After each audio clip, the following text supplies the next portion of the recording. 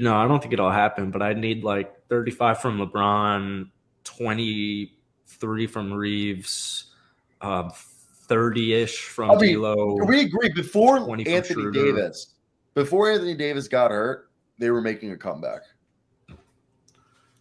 They were closing the gap. Um, They were closing the gap at least. It was like an 8 or a 10-point game, I think it was when he got hurt. And then 2 minutes later, it's a 14, 16-point game. I mean, Seriously. they'd been turning it around for a long time though. I don't think it ever, but yeah, I mean, it could have been a blowout. I mean, the Warriors ended the third quarter. They went like 0-6 or 0-7 from downtown.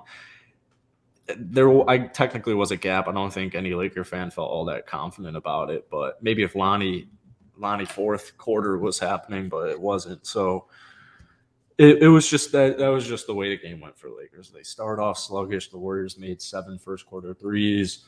No sense of urgency. It was sloppy. They're not Malik finishing at the Beasley, though, rim. Not getting Malik calls at the Beasley rim. and the backups almost cut the lead down to the 10. And I was like, if there's in my mind, there was like about 2 minutes left. And they cut the lead down to 13, and they were like one. But then Jordan Poole, I think, and no, Jonathan Kuminga just answered the three back. But if Jonathan Kuminga missed that three and they hit the three, made it like a 10-pointer or like an 8-point game, you think Darvin Ham would have put the starters back in? No. No. Alrighty, let's get right here and ready to rumble. Oh, look at this. Look at this. Oh, I'm gonna talk about that game real quick. What game? The Lakers Warriors. We just did. We talked about Anthony Davis having a concussion. Yeah, I'm gonna go for it. Talk about the Warriors. What did you think of it? Yeah, the game happened, so I'm gonna talk about it. Well, Draymond Green, Andrew Wiggins, players of the game. I don't know what's going on with Klay Thompson because the Warriors aren't winning game 6 or game 7 if it happens, if Klay Thompson continues doing what Klay Thompson's been doing. Draymond Green. Gary Payton starting surprised me. Gary Payton's he did a great job again last night. He's such a pesky dude. He's great at getting those tipped offensive rebounds and just being a annoying player. Kevon Looney played 20 minutes only off the bench. Crazy. Kevon Looney did a great job as well, just being a presence. But yeah, players of the game: Draymond Green, 7-11 from the field, 20 points, 10 rebounds, 4 assists. Andrew Wiggins, Mr. LeBron James's matchup, 27, 7-5. I mean, Andrew Wiggins was diming. Andrew Wiggins had some good passes. You know, I was surprised. Had a couple nice threes. Moses Moody. Moses Moody's kind of earning Steve Kerr's trust this playoffs as like the only young guy to get to see regular minutes, similar to last year during the playoffs. We saw him in the finals. Yeah, we saw him in the finals. Like, if you don't remember that, everyone this whole year was like hyping up Kuminga, but like Moody was the guy who like actually was the rookie playing. Like, it's that 3-and-D. Yeah, Moody's cool. I've always liked Moses Moody. I always thought he was a good player. Yeah. Honestly, if they were to trade a couple of young guys this offseason, I think the guy that they keep is Moody.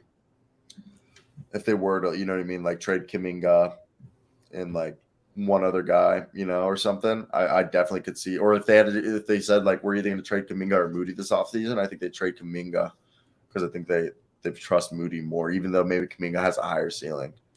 Yeah, I think Moody's mold fits the Dubs better than he at this current point. But he's more of a better scheme fit. But no, you're right. This was the Draymond Green, Andrew Wiggins show.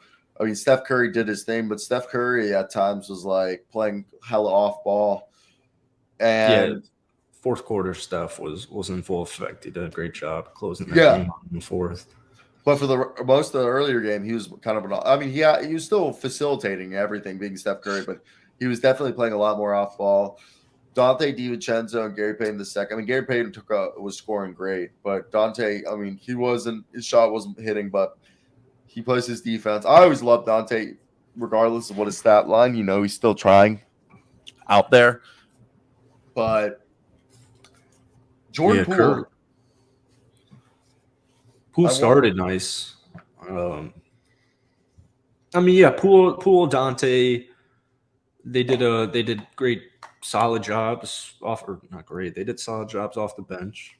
I don't know. It's hard to win in Golden State. I feel like Los Angeles was playing at 70%, which just it doesn't surprise me. We talked about the fact that Lakers weren't going to close this out in this game.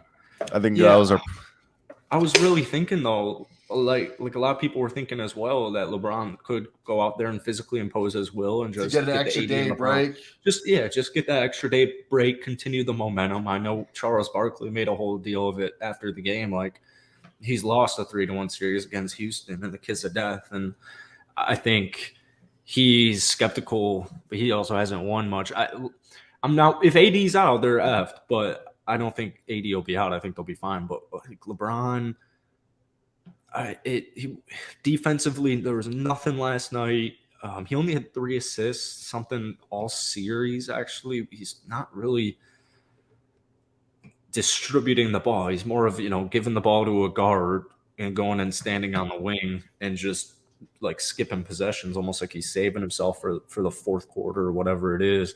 So I need the ball in LeBron's hand a lot more in Game 6, and I need a lot more than 3 assists. But the Lakers, 14 turnovers, the Dubs, 14 turnovers.